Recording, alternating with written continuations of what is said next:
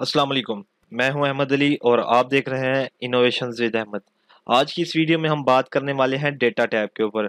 Last video में हमने बात की थी कि हम किस तरह माइक्रोसॉफ्ट एक्सेल को माइक्रोसॉफ्ट एक्सेस में डेटा टैब के ज़रिए कनेक्ट कर सकते हैं, किस तरह हम डेटा को ऑनलाइन ट्रांसफ़र कर सकते हैं और आफ्टर रिफ़्रेशिंग हम देखते हैं कि जिस तरह डेटा बैक एंड पर रिफ़्रेश हो रहा होता है, चेंज हो रहा होता है, उसी तरह फ्रंट एंड एक्सेल के ऊपर भी डेटा चेंज हो रहा होता है। इस तरह हम उस डेटे की बेस के ऊपर हम उसे एनालाइज कर सकते हैं, उसके आगे हम फर्दर चार्ट्स बना सकते हैं ताकि बैक एंड पर अगर डाटा चेंज होता है तो उसके अगेंस्ट फ्रंट एंड पर भी डाटा चेंज हो और उसके अगेंस्ट जो भी हमने इस एक्सेल के अंदर चार्ट्स बनाए होंगे या जो भी डाटा क्यूरीज इसके साथ हमने कनेक्ट की होंगी वो भी ऑटोमेटिकली चेंज हो।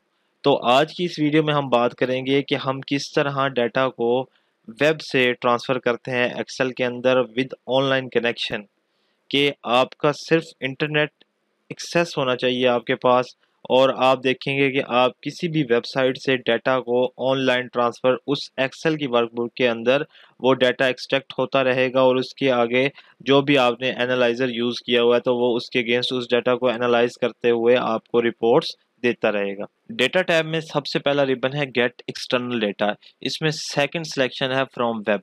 जैसे ही आप फ्रॉम वेब पे क्लिक करेंगे तो यहाँ पर वो एक यूँ समझें कि ब्राउज़र खुल जाएगा एक्सेल की तरफ से जो प्रोवाइडेड है, उसके अंदर आप यूआरएल इनपुट करेंगे। फॉर एग्जांपल यहाँ पे मैं इंटर करता हूँ गूगल। तो देखें कि मैं अब इस गूगल के सर्च इंजन में यहाँ पे एक जो अभी मैं यहाँ पे डेटा एक्सट्रैक्ट करने वाला हूँ, मैं आपको उसका पहले ओवरऑल सिनेरियो समझा देता हूँ। वो ये है, यहाँ पर मैं फॉरेक्स मार्केट की जो वेबसाइट्स होती हैं जहाँ पर करेंसी के एक्सचेंज रेट्स होते हैं, मैं उस एक्सचेंज रेट्स को एक्सेल के अंदर लेके आऊँगा और बैक एंड पर जिस तरह डे बाय डे वो रेट्स आपके अप एंड डाउन्स होंगे तो उसके अगेंस्ट यहाँ पर भी आपका डाटा अप एंड डाउन होगा, ना कि आपको बार बार जाके देखना पड़े वेबसाइट से। तो आपको इस एक्सेल की वर्कबुक के अंदर वो चीज़ मिल जाएगी और इसके अगेंस्ट अगर आपने कोई एनालाइज करनी है चीज़ें कि अगर करेंसी ये इतनी हो जाती है तो मेरा प्रॉफिट इतना हो जाएगा, लॉस इतना हो जाएगा, तो उस हवाले से ये आपको बहुत फ़ायदा देने वाला है। हाँ, हो सकता है कि आपको यहाँ पर जब वेब से डाटा इंपोर्ट करने में थोड़े से इश्यूज आ सकते हैं, क्योंकि ये जो हमारा ब्राउज़र है एक्सेल का, इसके अंदर कुछ चीज़ें स्क्रिप्ट्स के हवाले से ना मिसिंग होती हैं जो उसे सर्वर प्रोवाइड करता है उस हवाले से। मगर इसमें एक अल्टरनेट ऑप्शन भी दिया गया है। आप सिंपली यहाँ पे न्यू क्यूरी पे क्लिक करें और इसमें आप चले जाएं फ्रॉम अदर सोर्स में से फ्रॉम वेब पे। अच्छा, अब आप में यहाँ पे जो कनेक्शन है इसमें आप यूआरएल जो भी इंटर करेंगे तो वो उस हवाले से डायरेक्ट उस यूआरएल पे जाएगा और आपको कहेगा कि वहाँ से डेटा इंपोर्ट कर लें आप। लेकिन हमें सबसे पहले पता होना चाहिए कि हमने किस यूआरएल से डेटा को हमारे एक्सेल के अंदर कनेक्ट करके यहाँ पे लेके आना है।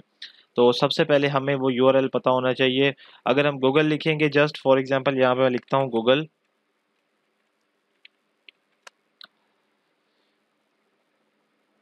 तो आप देखें यहाँ पर गूगल शो हो चुका है। यहाँ पर टेबल व्यू में कुछ चीज़ नहीं आ रही, वेब व्यू में आपको देखें पूरा का पूरा गूगल आ रहा है, लेकिन यहाँ से आप गूगल को ऑपरेट नहीं कर सकते।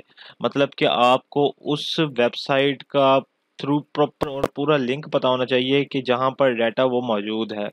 ठीक है, क्योंकि एक वेबसाइट के अंदर डिफरेंट पेजेस होते हैं।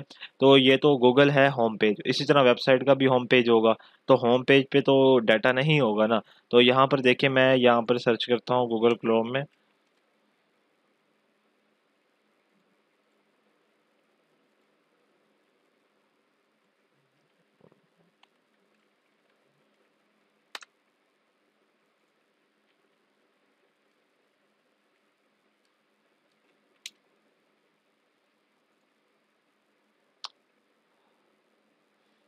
अब यहाँ पर देखें आपको कि यहाँ पर ना आपको नज़र आ रहा होगा वेबसाइट के होम पेज के ऊपर, यहाँ पर एक फॉरेक्स रेट्स नज़र आ रहे होंगे और ये एक टेबल की फॉर्म में आपको डाटा नज़र आ रहा होगा। आप सिंपली इस यूआरएल को कॉपी करें और आप इसको न्यू क्यूरी में जाके अदर सोर्स में वेब में जाके और यहाँ पर आप इसको पेस्ट कर दें और यहाँ से आप इसको ओके करें। आप ये देखें कि कनेक्शन इस्टेब्लिश हो रहा है और उसके बाद आपके पास यहाँ पर देखें उस वेब पेज के ऊपर जितना भी डाटा था वो यहाँ पे आ गया हमारे पास। फॉर एग्जांपल क्योंकि जो भी वेब होती है, वेब के ऊपर आपके जितने भी डाटा रखा जाता है वो टेबल की फॉर्म में रखा जाता है। तो उस जो हमने वेबसाइट यहाँ पे डाली www.forex.pk, तो उसके अंदर उस वेब के होम पेज के ऊपर, वेबसाइट के होम पेज के ऊपर वहाँ पर 3 किस्म के एक डॉक्यूमेंट्स था। डॉक्यूमेंट क्या है? HTML लैंग्वेज है जो उस वेब को बनाने में काम आई है। उसके अलावा वहाँ पे एक टेबल 0 है, टेबल 1 है और टेबल 2 है।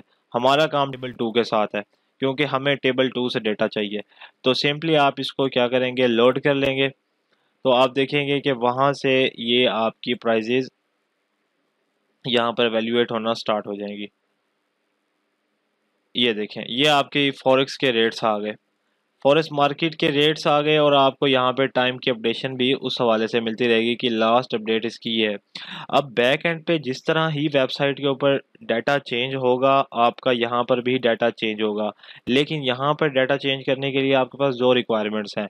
या तो आप यहाँ पर ऑटोमेटिकली रिफ्रेश सेटिंग लगाएं कि आपकी यहाँ पर, यहाँ देखें, आप यहाँ पे जाएंगे कनेक्शंस में, कनेक्शन में जाएंगे तो आपको यहाँ पे ये बता देगा कि आपकी जो ये कनेक्शन है ना, आपकी वर्कबुक टेबल 2 के साथ क्या है, कनेक्ट है। आप इसकी प्रॉपर्टीज़ में चले जाएंगे, प्रॉपर्टीज़ में आपको ये आ जाएगा कि इनेबल बैकग्राउंड रिफ्रेश, कि आपने इसको बैकग्राउंड पे रिफ्रेश करना है। जी बिल्कुल हमने करना है। अब ये चीज़ आती है सबसे इम्पोर्टेंट कि आपने रिफ्रेश एवरी, आप यहाँ पर इसको 1 मिनट्स भी कर सकते हैं। ठीक है, कि हर 1 मिनट के बाद आपकी जो करेंसी की फ्लक्चुएशन है जैसे ही वेबसाइट के बैक एंड पर चेंज हो तो वो यहाँ पर भी चेंज हो। और इसमें दूसरी चीज़ ये है कि जब भी आप इस वर्कबुक को ओपन करें तो इसके बैक एंड पे जो सोर्स वेबसाइट से जुड़ा हुआ है, मतलब कि इन दोनों के दरमियान जो कनेक्शन है, तो जैसे ही आप वर्कबुक को ओपन करें तो फ़ौरन ही क्या करें कि वो बैक एंड पर करेंसी के जो भी रेट्स हैं उसे उस हवाले से इस डाटा को रिफ्रेश कर दे। तो आप यहाँ से इसको ओके कर देंगे और अब यहाँ पर आप इसको मैन्युअली भी रिफ्रेश कर सकते हैं।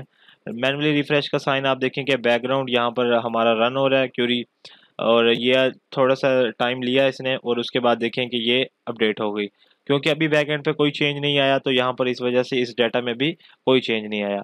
इसके आगे फॉर एग्जांपल आप कोई और एनालाइजर लगाना चाहते हैं, आपके पास कोई आपका वेयर हाउस है, उसके अंदर आपकी करेंसी डॉलर्स में आपका स्टॉक पड़ा हुआ है, यूरो में स्टॉक पड़ा हुआ है, या फॉर एग्जांपल आपका एक्सचेंज का बिजनेस है, तो आप देखना चाहते हैं कि आज गोल्ड का बिजनेस है कि हमारी करेंसी के लिहाज से कितनी फ्लक्चुएशन होगी, तो आप सिंपली यहाँ से एक्सेल के इस मेथड से आप सिंपली एक छोटा सा एनालाइजर बना सकते हैं और वो भी टोटली ऑटोमेटिकली, कि आपको बार बार जाके करेंसी ना देखनी पड़े।